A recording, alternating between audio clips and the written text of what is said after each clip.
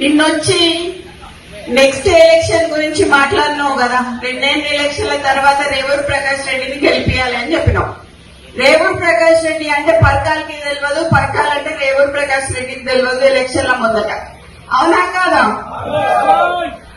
ఎవరొచ్చింది? కొండా మురళి వచ్చి తిరిగితే రేవూరు ప్రకాష్ రెడ్డి గెలిచిండు. ఈ రోజు 4-5 నియోజకవర్గాలలో తిరిగి ఆ రోజు గెలిపించుకున్న వ్యక్తి, నువ్వు కార్లో కూర్చోబెట్టుకుని తిరిగిన వ్యక్తి ఈ రోజు ఎందుకు గుర్తొస్తలేడు నీకు? అంటే ముఖ్యమంత్రి అయితే కళ్ళు నెత్తికెక్కినాయా అని అడుగుతానా నేను నిన్ను? నాకు భయం లేదు. ఇవాళ పోతే రేపు 2 నాకు. ఎందుకు అనంటే నా బిడ్డ నా కొడుకు ఎవరన్నా చూసుకుంటారు వాళ్ళని. నేను ప్రజల కోసం పనిచేసేదాన్ని, నేను ప్రజల మధ్యలో ఉండేదాన్ని. ఈ రోజు మా నాన్న నాకు అట్లే పెంచిండు, నిన్న భయం లేకుండా పెంచిండు. నేనెవరికి భయపడ్ను, సావుకి భయపడ్ను. కానీ ఈ రోజు చాలా ఈ 2 ఎవరికి ఎందుకయ్యా? ఇవాళ రాజీనామా చేయమని చెప్పు. ఇవాళ రాజీనామా చేసి ఎలక్షన్లకు రా. నా ఇల్లు ఇక్కడ మంచినీళ్ళు ఉన్నది, 3 అంతస్తుల బిల్డింగ్ నీకు ఇస్తా.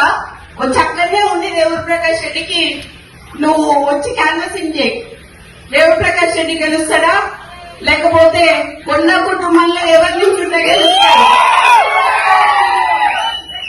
ఈ రోజు రేవంత్ రెడ్డి గారిని నేను కొన్ని ప్రశ్నలు ఏదలుచుకున్నాను. దాంట్లో భాగంగా మీరు మొదట పిసిసి కావాలని కోరుకున్నది కొండా సురేఖ, కొండా మురళీధరరావు గారు.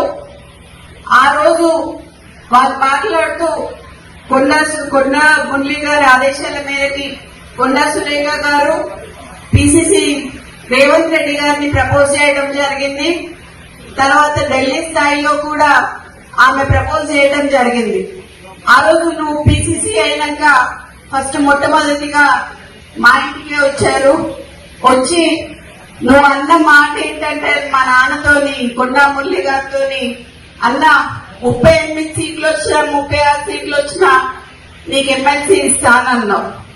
అన్నవా లేదా అనేది మా కోటగండి మైసమ్మ దగ్గరికి రా, ఎల్లమ్మ దగ్గరికి రా, శక్తివంతమైన దేవత ఆడ నేను అనలేదని నువ్వు ప్రమాణం చేయి, అప్పుడు నేను చెప్తా.